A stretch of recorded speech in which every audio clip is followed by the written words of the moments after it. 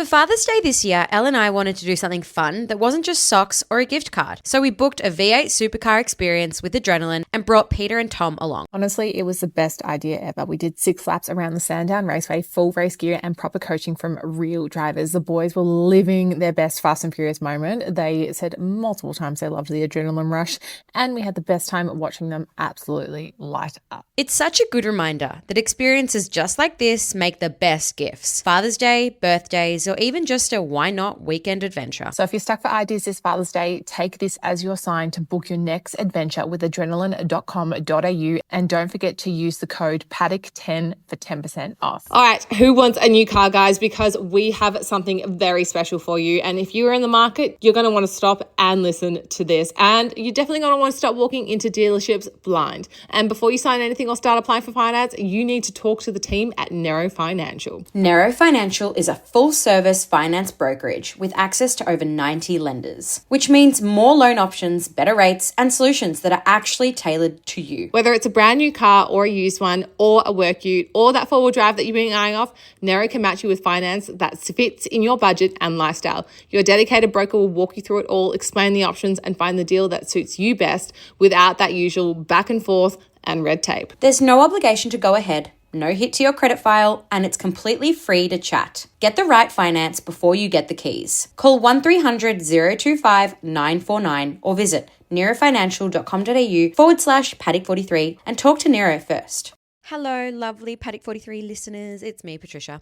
I just want to jump on here to apologize to you guys because we had a really exciting episode planned for today, but unfortunately I had a bit of a family emergency.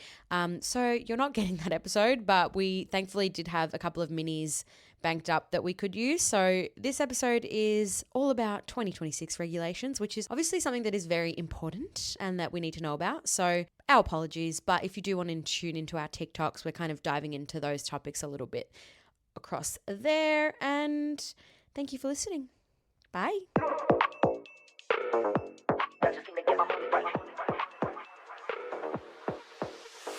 I'm Elle. And I'm Pat. And we are Paddock 43. And this is your F1 fix.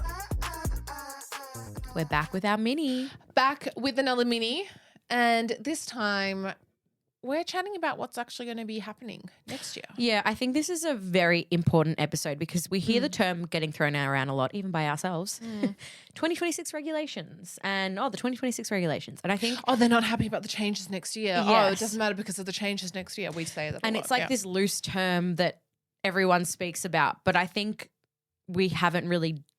we ourselves haven't dove into exactly what the 2026 changes will be. So that's what this episode is about. Yeah, and if you're new to the sport, you've sort of just started really following it, you're taking more of interest in it, this is a good mini to understand what is actually exactly going to happen in the 2026 F1 regulations.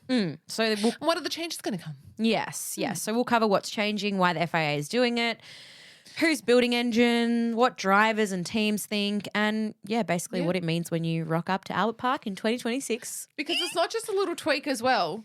This is like the biggest shake-up in F1 history in terms of regulations since hybrids were introduced in 2014. Yes, So going to be huge. it's going to be a big one. So first point, why change it at all? Because if it ain't broke, why fix it? But apparently it's broke. Well, it kind of is broke in elements. So 3 reasons. One is sustainability. F1 wants relevance to road tech and lower emissions. So that can look at tires, like we just said, road, engine, fuel consumption, travel, all that sort of stuff. They've got net zero plans by 2030. 2, competition, closer racing, less dirty air disappearance. And 3, manufacturers. So new rules attract different engine suppliers, which keeps the sport healthy and competition alive. Yeah, so translation. Better show, greener story, more big brands investing. A lot of more money. A lot of investment, a lot of money, a lot of sponsors. So power units, the 50-50 era. So the MGU-H is gone. That's the tiny turbo heat motor that made engines complex and expensive. In 2026, power is roughly half internal combustion and half electric. The ESRK kinetic motor gets a huge bump up to around 350 kilowatts of electric shove, while the engine output is trimmed to balance the total. Yeah.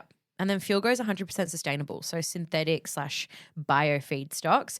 So it's the same energy density targets, but lower fossil burn. So it's still loud, still fast, just cleaner on paper, I guess. The registered power unit suppliers for 2026 are Mercedes, Ferrari, Renault, Honda, Audi, and Red Bull Ford powertrains. So it's a healthy spread. And when we say that, and Pat just said also it's still loud and still fast, not as loud as it used to be, No, but it could be one day. I know. But it could be like a fake loud noise. I know we always do say we miss that, but You just can't hear it anymore. And then there's chassis and aero. So active wings are in. So the cars get narrower and shorter, and a target weight drop is down roughly 30 kilos. So the idea of this is that cars are more nimble, and then they can change direction faster and race better. So there's some great comparison photos out there of an F1 car now in 2025 compared to cars, say, 20 years ago. The cars like now on tracks like Monaco, they really struggle to overtake because they are so much larger and so much bigger. So this is all about trying to slim them down and allow sort of a little bit more competition. So aerodynamically, ground effect stays, but it's toned down, and the huge outwash and wake are reduced again.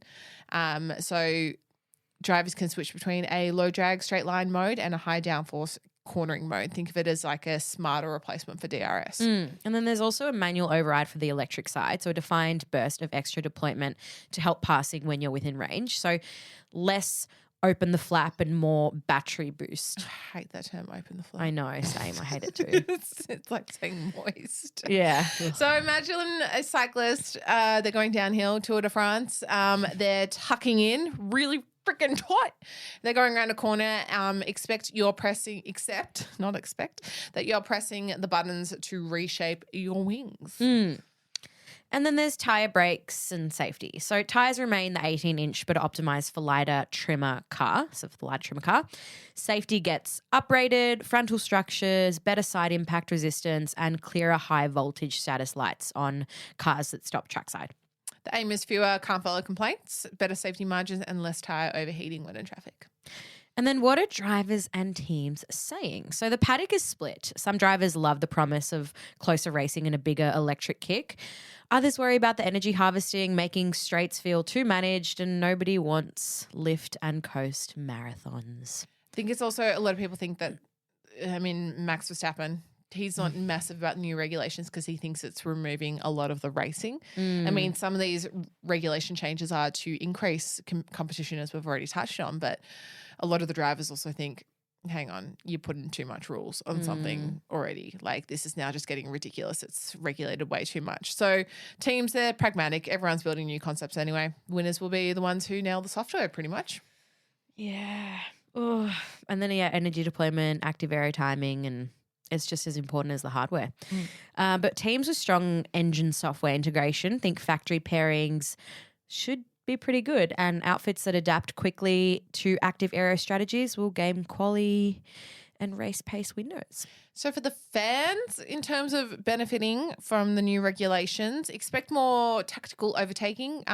It's going to be battery versus battery power and aero versus aero mode with less press for DRS and more moves that feel earned. So from a fan perspective, we should see a lot more, but also we might not feel a lot more. Yeah. It's a complicated one. It is a complicated one. I think, 2026, it will look familiar, but I think it'll feel different. The cars will be lighter, bigger electric push, and smarter passing.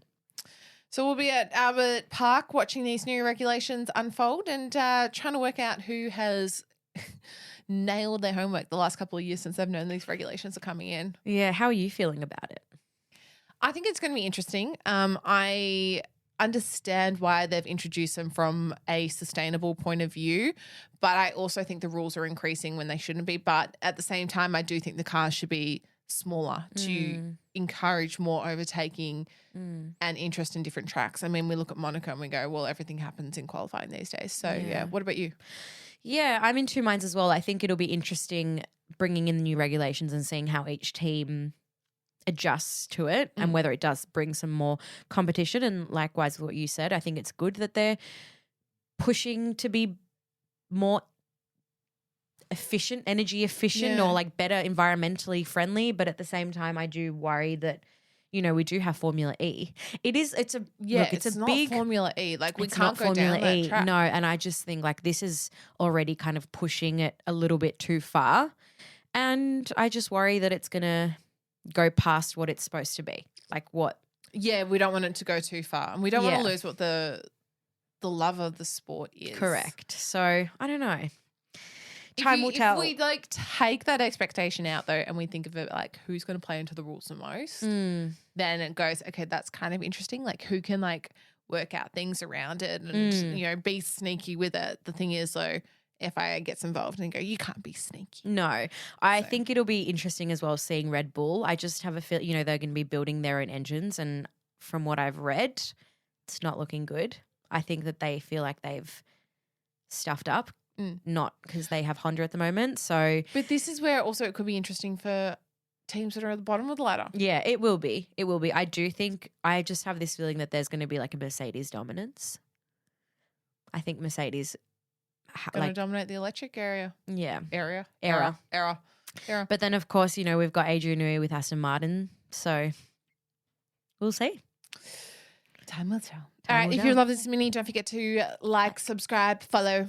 All the above. Okay. Bye. Bye. I know if I ever see the light, I'll be up in the club and so.